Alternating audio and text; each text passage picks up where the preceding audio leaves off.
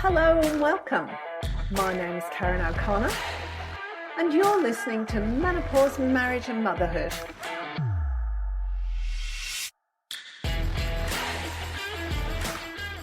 Hello and welcome. I'm here with Dr. Kirsty Seward. I got that right this time.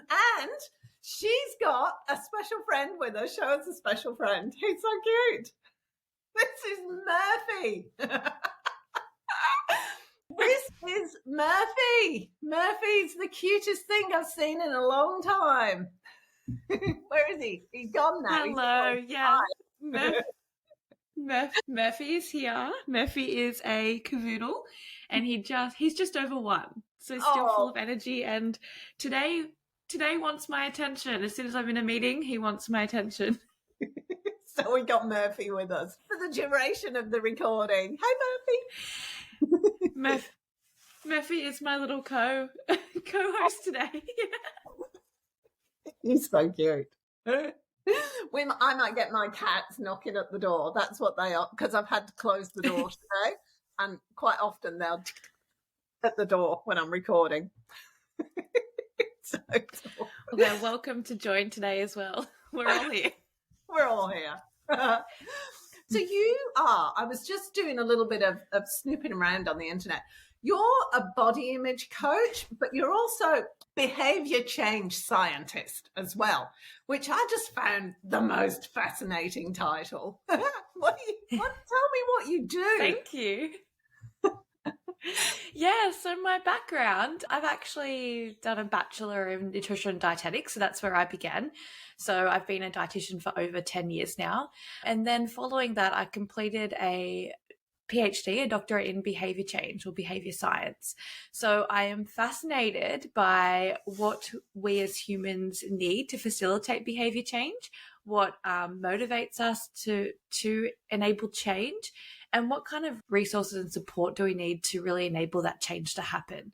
So what kind of shifts someone from contemplating change into making that action towards change? So I am thrilled. I am captivated by the wanting to understand why we change and how do we support people to do that. And then through my own personal journey, which I'm sure we can share today about through breast implant illness, I had to unpack all of my own body image, my relationship with self and my body image. And so I upskilled in body image coaching as well. So I now bring in my lived experience and my 10 years of coaching women in the nutrition and wellness space into what I do today. Okay, so your background was in nutrition, and then reading what you in your bio on your website, you were overexercising, you were overly focused on body image, you had the breast implants, and then you got sick from them. And that's not an unusual thing either, is it? Because I know one of my friends had the same thing where she had to have her implants taken out because they were making her sick. Yeah, so I got breast implants when I was 25 in a time of my life where, looking back, hindsight and self-reflection is an incredible thing. Looking back, I wasn't in a great place with my self-esteem and my self-worth around body image. So I got implants to help make me feel better about myself and be that little bit more good enough. And I was surrounded by women in the fitness and diet culture world, like working in that space as well. I worked a lot with gyms. So I was surrounded by a lot of that culture messaging, the beauty ideals, and it felt like the next progression.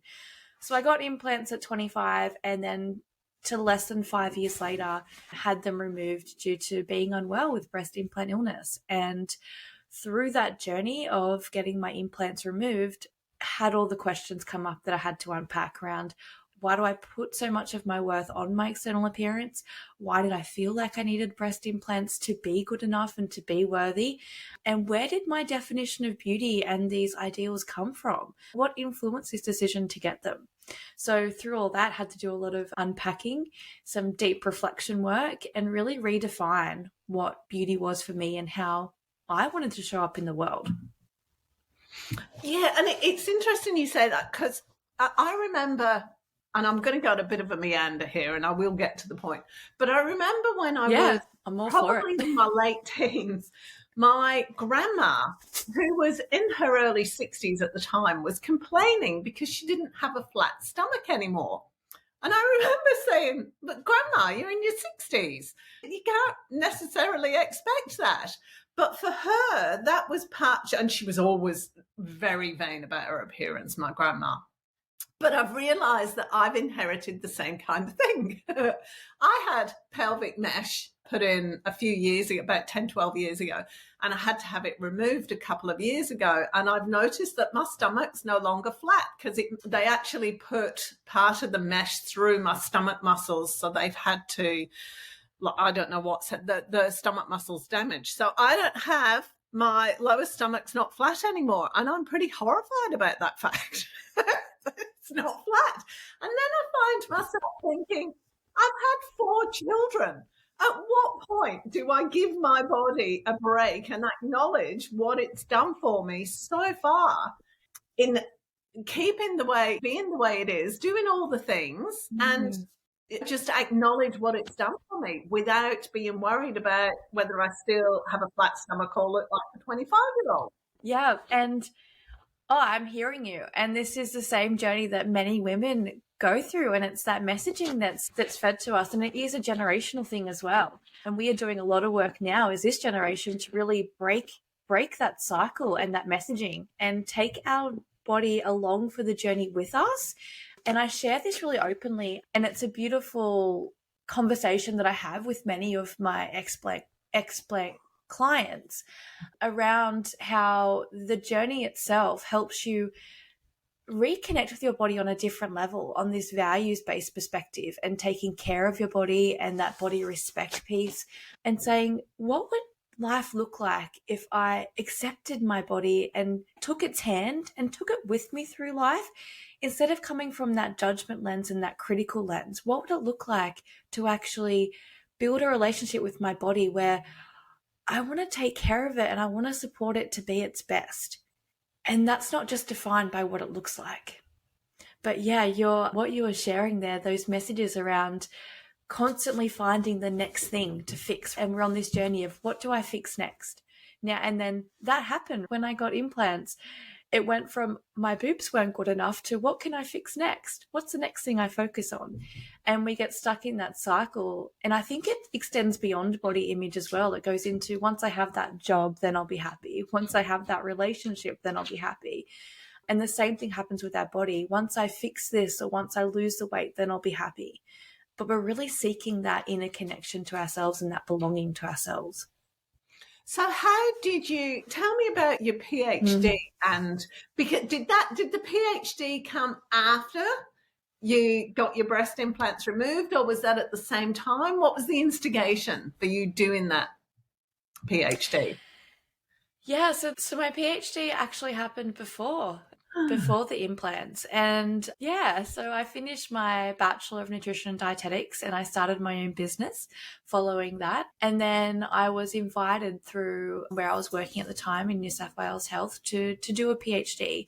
So my PhD really focused on behaviour change and implementation science, but it focused in childcare nutrition. So it was around, how do we take policies from like government national policies and how do we help childcare services implement these to support children's nutrition in care? So while that was the main focus of my PhD around implementation and behaviour change in that setting, I actually was focused more around, what are the actual resources and support we need to initiate change on any kind of level. So from an individual level to a institutional level to a policy level. So behavior change happens on many levels, and how do we support that on each of those levels? So I took a lot of key learnings from that, from really diving into what is behavior change, and really implemented those alongside in my business over the years. And I actually graduated with my PhD in 2019, and my implants I had removed in 2021 in January.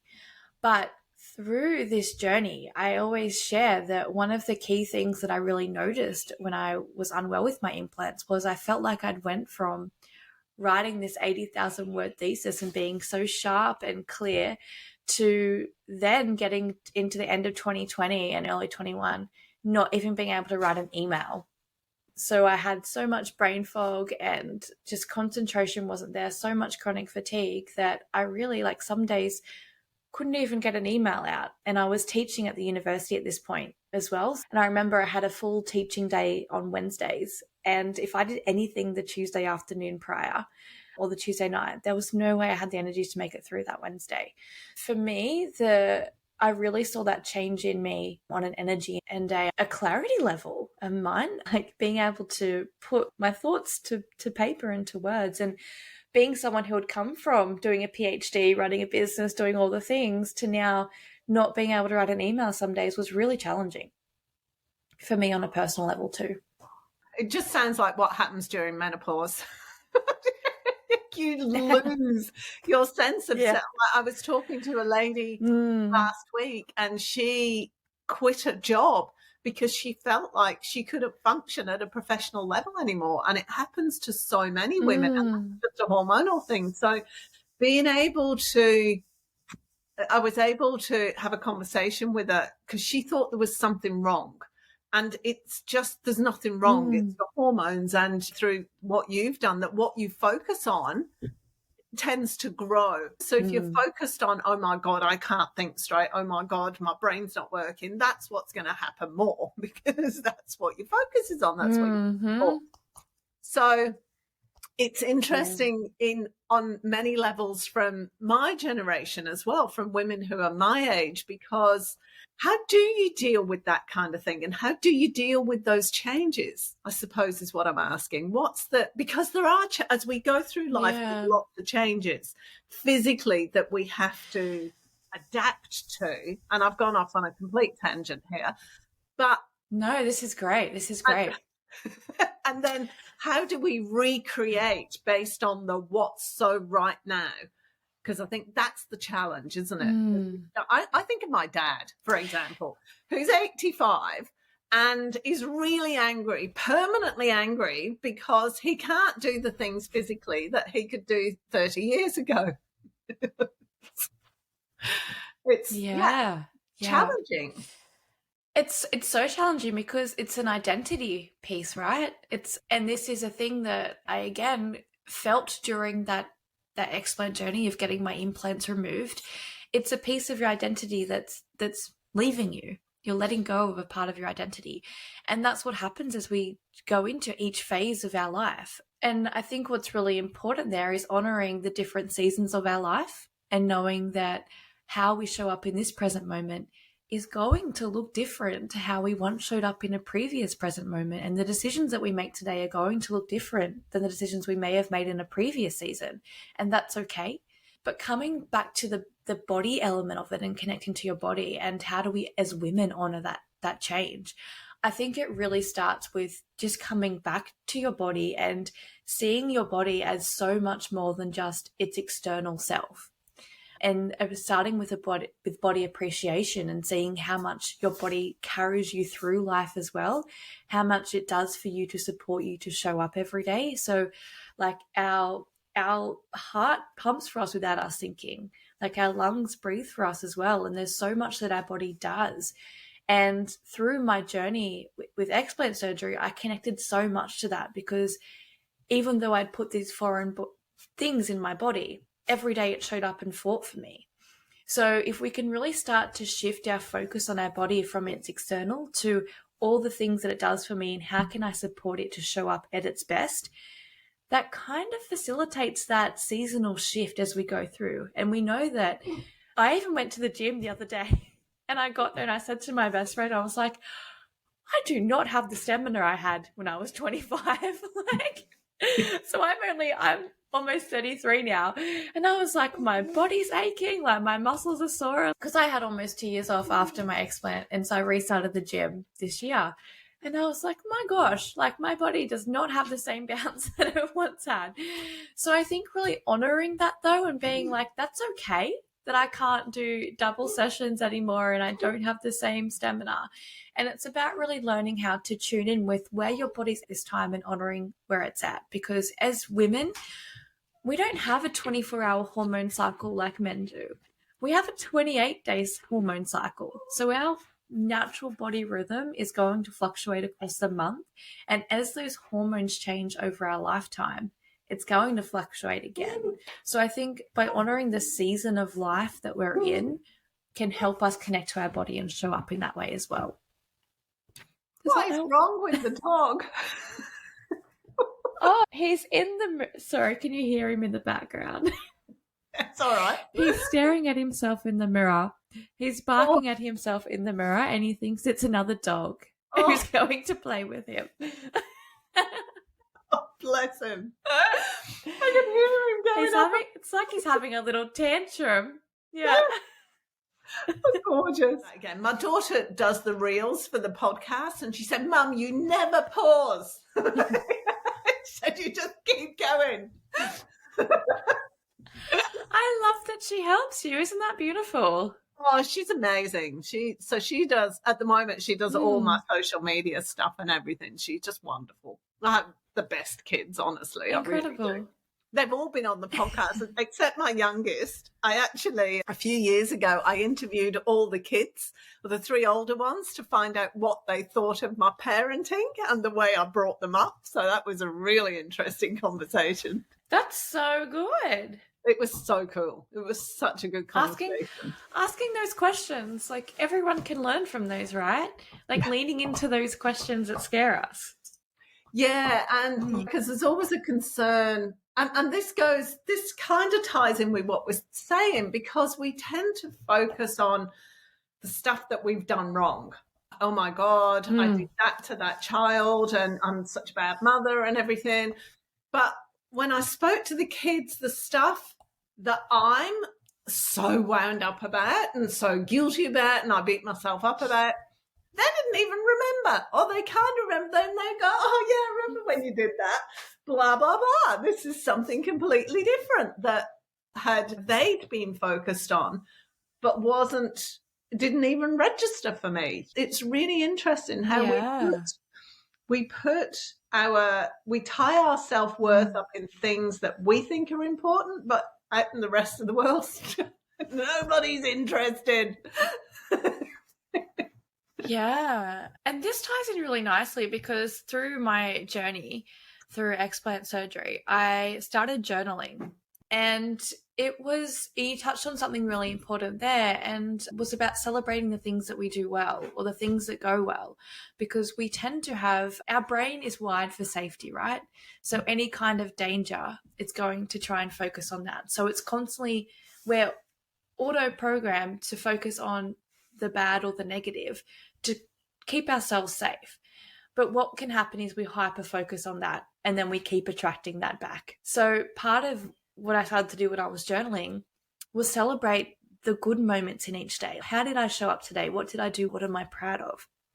And rewiring my brain to start to see the joy and the good and the gratitude in each day as well, and celebrate what I did. And I think that's a really big piece of moving through even body image, because I believe body image is a mirror of the relationship you have with yourself as well. So the more deeply you're connected with yourself, the more likely you'll have that same honored relationship with your body, because you're not looking for that external self-worth piece as much. It is more of that internal self-worth. Yeah. But Murphy's back now. He's bought his ball. For the people listening rather than watching, we're both laughing because the dog's just come up and he's scratching to go throw my ball. Yeah.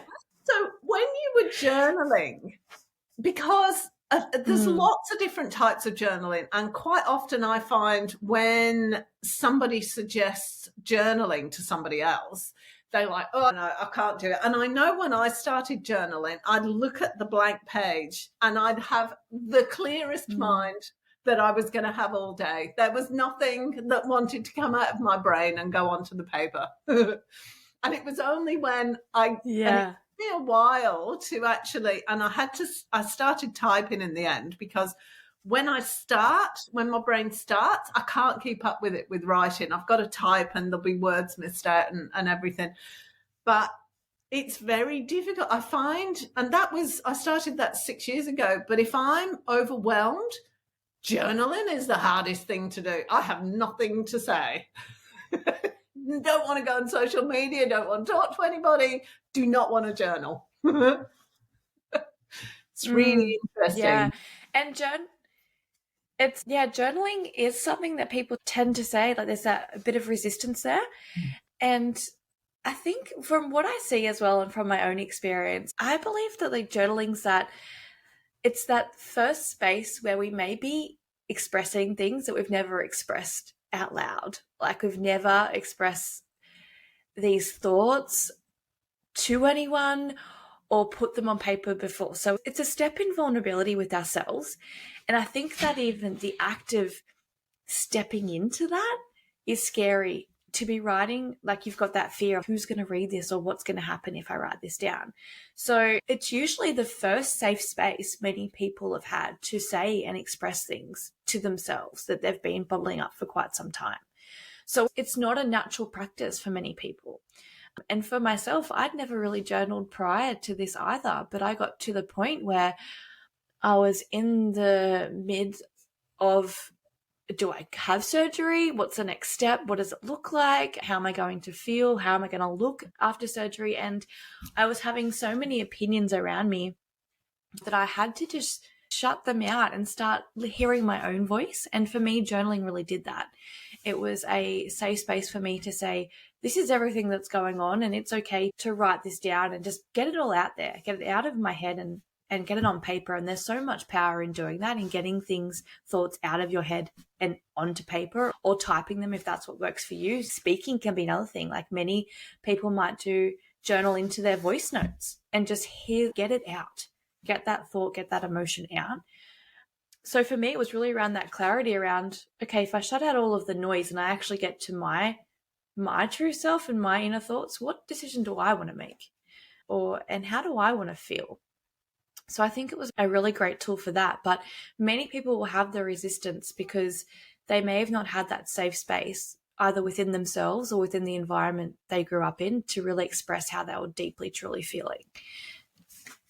Yeah, I think that's it. We brought up that we don't say certain things. You don't talk badly about people. You don't bitch about people behind their backs. You don't criticize people.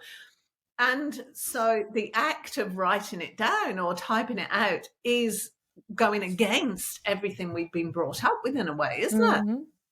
Yeah, and it's that self-expression piece. I've never been allowed to say these things before or feel. I'm like, some of us may be shamed for feeling certain ways at times. So now we hold on to that. But whether we get that out through therapy or through another creative way, like I know some people may use dance as a tool to get their emotions out or expression, like we express through creativity. So journaling for me was that tool. I believe that kind of any hand creativity practice can help you get that out. So anything that involves like using your body to express as well can also help with that.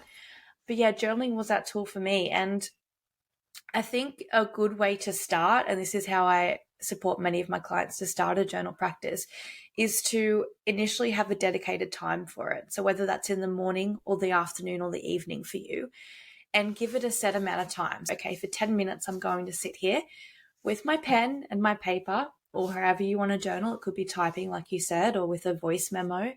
And I'm just going to sit here and see what comes up. And I may write for a minute and then feel, okay, I'm done for the day. But I'm going to give it the rest of the 9 minutes just to sit here and give it the space to see if something else comes up. Because I think what can happen is, or what I see is, we might write a few lines and be like, okay, I'm done. But on a subconscious level, there's more that wants to come out. It's just giving the actual journal practice the time and the presence to allow it. So starting with a 10-minute block. And some days it will feel really easy and the pages and the words will flow. And other days it might be a little bit more challenging. And when it is a little bit more challenging, lean in and ask yourself, what's holding me back from sharing today? And then we start to become aware of, okay, how did I spend my time today? And was I around perhaps people where I didn't feel like I could express myself? So now that's coming up as a block in being able to sit with this practice now. So we start to become aware of like, where is energy investing through the day? And when do I feel the most free and open to express? I hadn't thought about that before, about looking at what's around me and what is that in any way stopping me from journaling or communicating freely, sharing freely. Because let's face it, a lot of people never get the opportunity to feel heard, or really rarely feel heard, feel able to fully express and just have the other person get it without judgment. It's not something that's that common in our space, is it? No. And I don't know if you follow the holistic psychologist, but she does a lot of this work, and her book is amazing at unpacking this around how, and it was probably one of the most transformative books that I read. It's called Doing the Work, and it's really unpacking around what did my environment, how did my environment shape me to be, as to how I show up today, as to how safe I feel to express, how safe I feel to feel things, how safe I feel to be myself. So really unpacking that, I guess that inner conditioning around who we are. Okay, I'm going to go off in a slightly different tangent. No, it's along the same things. One thing that I've noticed recently is I split up from my husband not long ago, of 30 odd years. We've been together 30 odd years. So my life occurs for me completely differently to how it did a year ago. Who I am is completely different, but I didn't realize at the time what my actions were, I suppose, is what I'm saying. It's very difficult to see that you have any possibility of any other kind of way of behaving when you're in a situation, isn't it? How do we, and that can be, and I'm talking about body image, I'm talking about the way you occur for people, the way you occur for yourself, all of those things. How do we take a step back and be able to see that, and then not just see it, but be able to do something about it?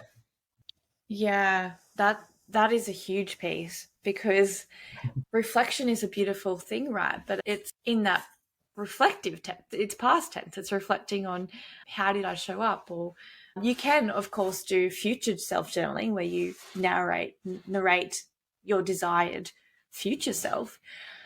But I think what you're tapping into there is really around that awareness piece, around becoming more in tune with what are we doing in the present moment right now, and does that align to the person I desire to be? And we look at this. Let's go into body image for a second, because this kind of, and it's 3 steps. It's like awareness, acceptance, and action. Until we have awareness of something, we can't step into action. So you might feel that sometimes we can't change the way I feel, from what I've seen in practice and my understanding and my experience coaching for the last decade, is it's really hard to shift something when we don't have true awareness of what it actually is we're trying to shift. So we may try and shift the way we feel about our body, but we don't actually have true awareness of, how do I communicate to my body? How am I viewing my body? Where did my conditioning around my relationship with my body come from? Like, where did that who influenced what my definition of beauty was and the beauty ideals? Where is this all coming from? So a big piece is around that awareness, which is where we start. And I think it's often the skipped piece. Like, we'll pick up and this is diet culture 101. We pick up a diet or a challenge of, yeah, this is exactly what I need to change. This will make me feel better.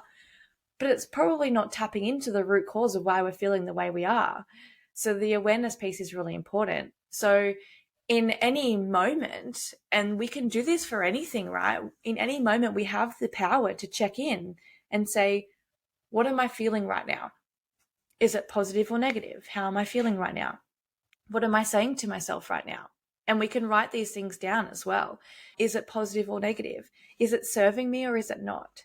And by doing this, and we can do this, say, every hour, every 3 hours throughout the day, or 3 times a day, you might want to check in when you're driving to work, then check in on your lunch break, then check in when you're driving home from work. And in a moment, say, what am I thinking right now? How am I feeling right now? And is the way I'm thinking and feeling or acting serving me right now? So we start to become aware of how we're actually feeling about our life and where it's sitting. And then also this brings awareness to, what are some potential things I may want to shift? And then it leads on to the question because there's some things that we may not want to shift as well. We've been resisting feeling that way, but we don't necessarily want to do anything about it. Yeah, say if something like chocolates or macas or something. Yes, I know that's causing me a problem, but I don't actually want to do anything. Yeah, and that's a big one that goes back into our relationship with food. And this is what I've seen over my years supporting clients is our relationship with food.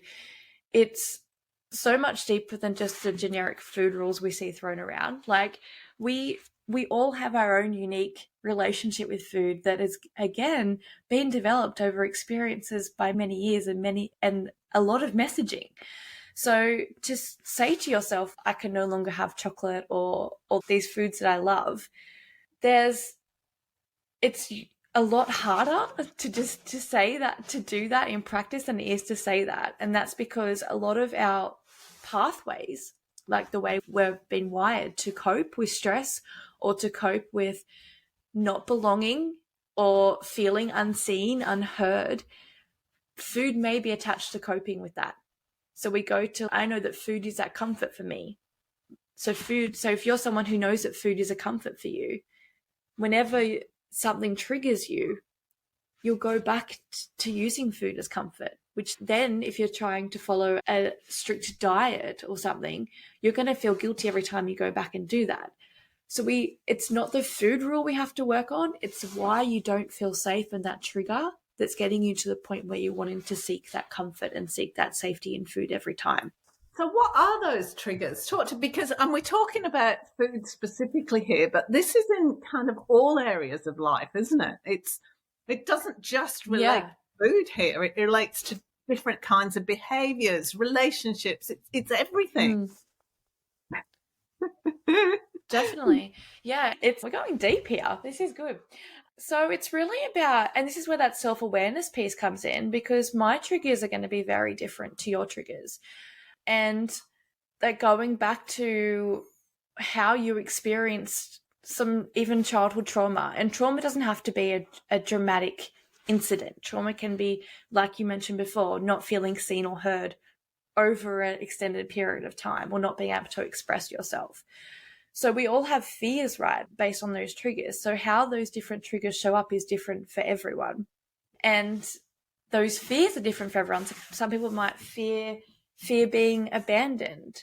So you show up in a certain way to not have to get in the potential space of being abandoned by someone we love. So that may show up as people pleasing or saying yes to everything rather than saying no to things you really don't want to do.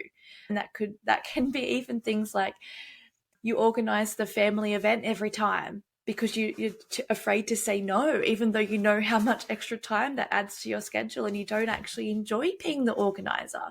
You'd love to go to an event and just turn up for once, but you fear saying no to that because of that fear of like abandonment or not being able to voice how you really feel. So I think it's really hard to say what our triggers are because they can all be quite different and they're built on our own experiences. And in relationships, this definitely shows up, and about learning your partner's triggers and being able to know how to support them through those as well. Why do you need to learn your partner's triggers? I'm a relationship coach, so I'm really hesitant to jump into here. But from my own experience, doing this inner work, and again, I highly recommend the Holistic Psychologist book. I can send you the link to that as well. Doing your own inner work. Gabby Bernstein is another one who is incredible in this space, and she talks about your protector parts and how, for example, a people pleasing or that boss babe, that overworking, overcommitted could be a protector part of us that's showing up so that it feels this fear of not being enough or not doing enough or essentially being abandoned or essentially not feeling enough, full stop. So I think it's really important to have those conversations. And I'm in a relationship at the moment and I spent 4 years single, but I'm in a relationship at the moment where it is a very healthy, conscious relationship where we have these discussions. We talk about what was your childhood like, and even we talk about what's your relationship with your body like and how can I support you Or how can I support you when those fears come up for you? How do I show up for you in a way that makes you feel safe? Because I think that's really important to know, like, everyone's unique and we're all going to be triggered by different things. And I think as a relationship, that communication piece is really important. But I'm not a relationship coach, so I can't touch on that. But what I will say, coming back from a body image perspective and a relationship with self, is you can have these same conversations and depth of relationship with yourself. And the more you can hold yourself through this, the more open you are to then hold someone else through it as well, like through a relationship.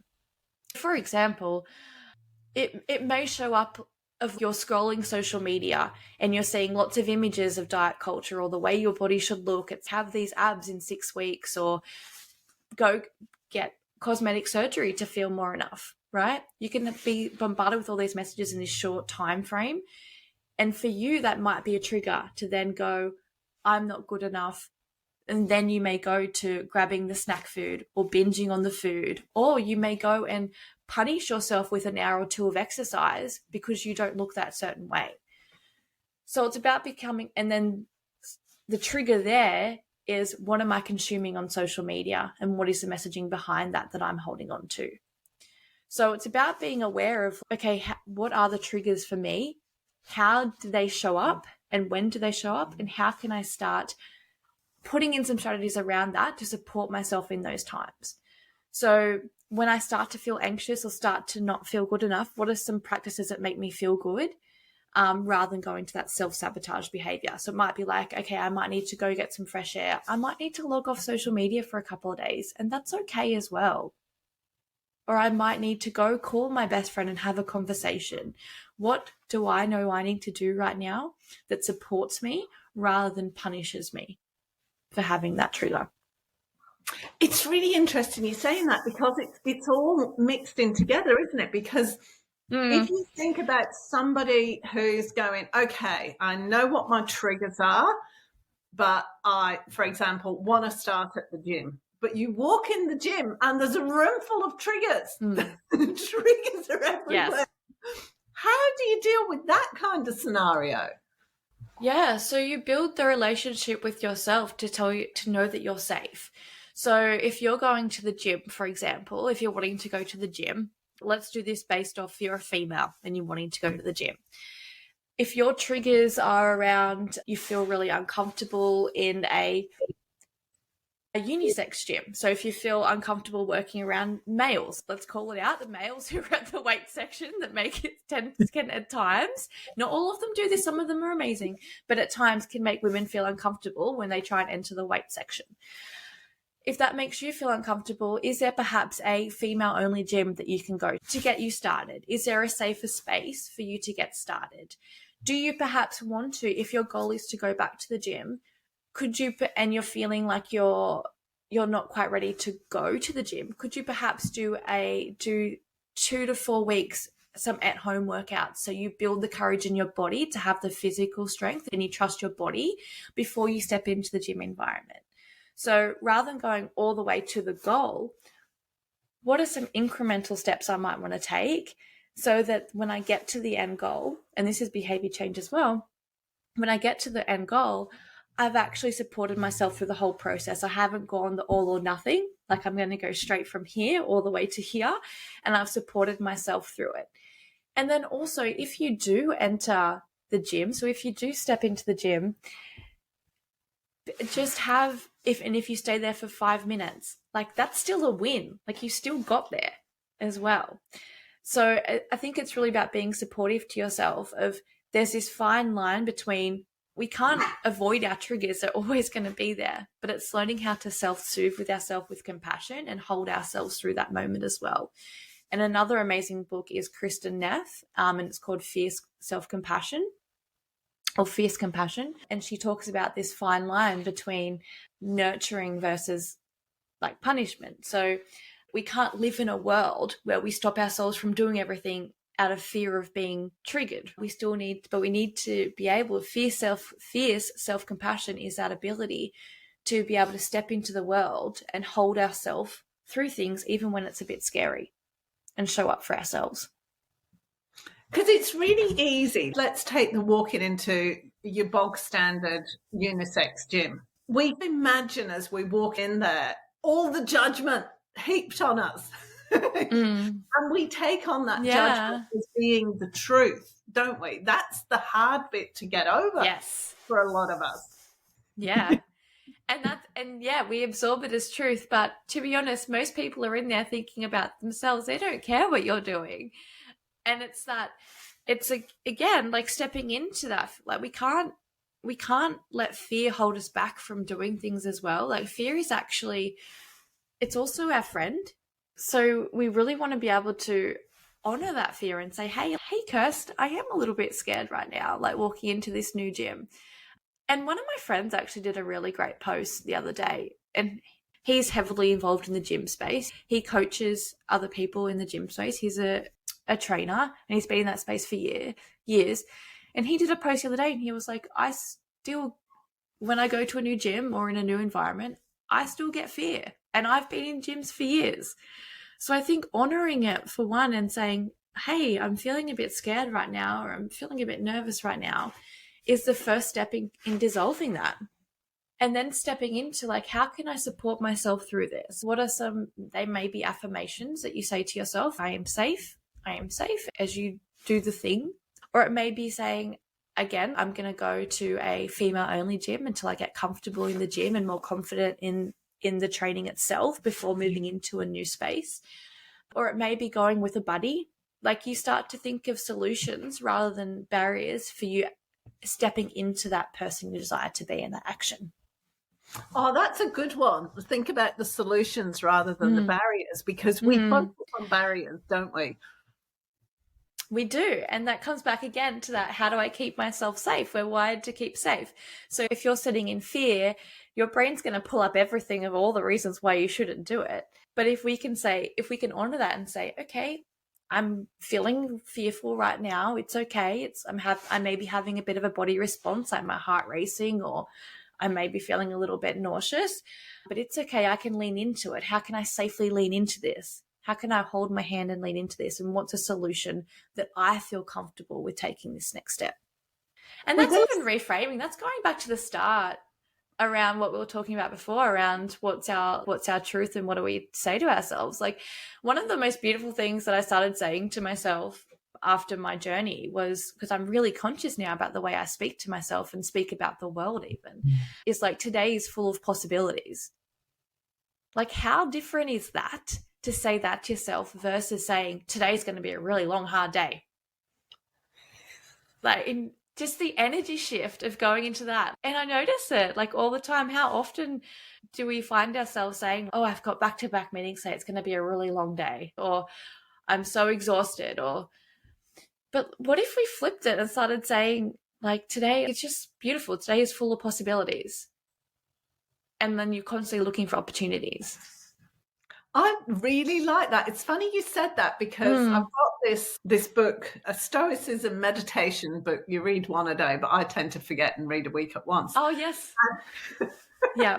And one I was reading the other day was turn everything into an opportunity. So if you get stuck in traffic, instead of getting really angry about it because you just want to get home and do whatever, this is an opportunity to just reflect on my day. And it spoke about several examples like that, rather than resisting it and going into a negative emotion, just think, okay, what opportunity does this offer me right now? So it's really fascinating that you're saying that as well. Like, okay, slapping me. And this is, and a lot of like, many clients women will come to me and say, I just want to feel confident.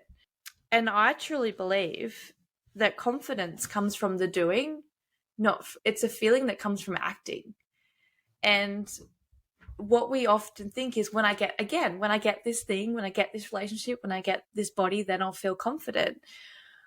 But confidence really comes from showing up for ourselves. And so one of the things you can do, which leans into that as well, is just make one small promise to yourself each day, no matter how small it is, and do that one thing, and do that for 21 days and watch your self-belief really shift. Yeah. funny as you were talking then was I like Robbie Williams. And one of his songs, he says, "Welcome to the heavy entertainment show where charisma's non-negotiable." And that always really struck me as, wow, it's not an optional extra. You can't decide, oh, I'm not in the mood today, I've had a crap day, I've got stuck in traffic. It's like non-negotiable. It is non-negotiable for you to be present in this moment. And that was, I thought, was powerful. That made a difference. I was like, oh, okay, I get that. I can really get that. Yeah, and see what you're doing now is you're pulling back and you're bringing reflection and awareness back to the things that really land for you. So you're learning, and when we do that, when we sit in that moment and we learn more about ourselves by being present and doing reflection, we learn more about ourselves and what lands for us. And I learned that as well, like through actually, this is really interesting. Another way to look at it is looking at your love languages. Have you done the love languages before, the love language quiz? Yeah, it's interesting. Yeah.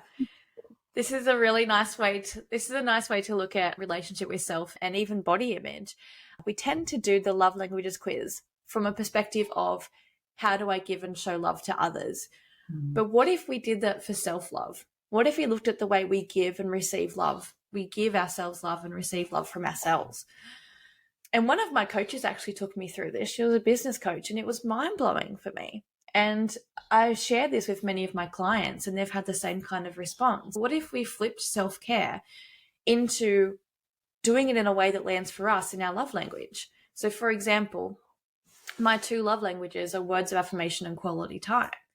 What I realized was before this journey on my explant, when I connected back in with myself, I never used affirmations, or I was never really aware of the way I spoke to myself. Knowing now that's a love language for me, I am very conscious of affirmations. And I guess that's why I connected through journaling as well. But also I now have like an audio recording, which I call my codes. And every morning I listen to this audio recording of how I desire to show up and how I desire to be. Because words for me is so powerful. So that's a way I connect with myself. So that feels really aligned for my self-care because it's my number one love language. And then quality time, I previously was doing all the things all the time that I was never really giving myself my own time. So journaling again, meditation, or even just having time to myself, I'm now very conscious of doing things which allow me to have time for myself and really connect back in with myself. So those 2 things are really easy to show up for me in terms of self-care because they really link back to the way I give love and receive love. So if we flip that and think about how do I take care of my body, So if we flip that and think about in relation to our body, how do I take care of my body or show up for my body in my love language? It really is a powerful way to connect back in with your body. So for affirmations, for example, how do I speak to my body and how do I speak to myself is really powerful. And it gives you a start point around really, because we hear about self-care all the time, but what I feel this practice does, it really gives you a starting point to hone in on some self-care practices or a way of approaching self-care that's going to land for you in a deeper way than just doing a random thing. That's really fascinating because the first thing I noticed was my reaction to doing love languages for myself. I was like, oh, can't do that. No, feel guilty. Waste of time. No, don't want to do it. And that was what was going on in my head. Yeah. So what's that story there? What's that story around? Why is that quiz worth doing for someone else but not you? Isn't it interesting? It's so fascinating because when I think, oh, yeah, I look after myself quite well. But obviously I do it not from a space of have to, ought to, not from a space of actual care, if that makes sense. I can't quite put it into the right words, but that's kind of it. Yeah. And this is the flip, right? So we come from that judgmental lens of I have to be doing this, I should be doing this, I've got to fix this. When we flip it and come from more of a values-based perspective or a body respect perspective, it's what makes me feel good and how can I take care of myself to show up the best for me. And this is when we start to use this lens, we can differentiate between doing something because we're told to do it versus doing something because we know it feels good or is good for us. And that's where you start making decisions. So for example, cutting out alcohol was one for me, where everyone else can be doing it and I'm not fazed, because my relationship with my body is I choose not to, because that's how I choose to take care of my body, because it feels good for me not to do that. And we get really, that's how you really build that unshakable self-care and showing up for yourself, when it starts to come from the inner self rather than these external, you have to do this, or this is what self-care looks like. Time to wrap up now. Is there anything else that you want to share with us? I will put links to your website and everything on the webpage that goes with this, but just tell people how they can connect with you. And is there anything else that you want to share? We've had such a good talk. Is there anything else? I know it's been amazing. We've dived into so much of them. Anything else I would want to share? I think I would share that your relationship with yourself is the starting point for everything. Like your relationship with your body, your relationship with others. And I never realized that until I went through this journey. So I think anything you can do to connect back in with yourself and start to build that relationship so you become your own best friend is going to put you on the right path. Yeah. And where can you find me? The best place to find me, you'll link my website, but is probably my Instagram. So it's at Dr. Kirsty Seward. Fantastic. Thank you so much for having me. Oh, you are welcome. It's been a pleasure. Thank you. No, thank you for sharing so vulnerably too. It's been beautiful. And thank you for having Murphy as a co-guest. He hasn't quite behaved as... He's adorable. If you enjoyed this episode, be sure to subscribe and don't forget to rate and review this podcast and share it with your friends. Thanks so much for listening, and I hope you're leaving with some thought-provoking information that can make a difference in your life. See you next time.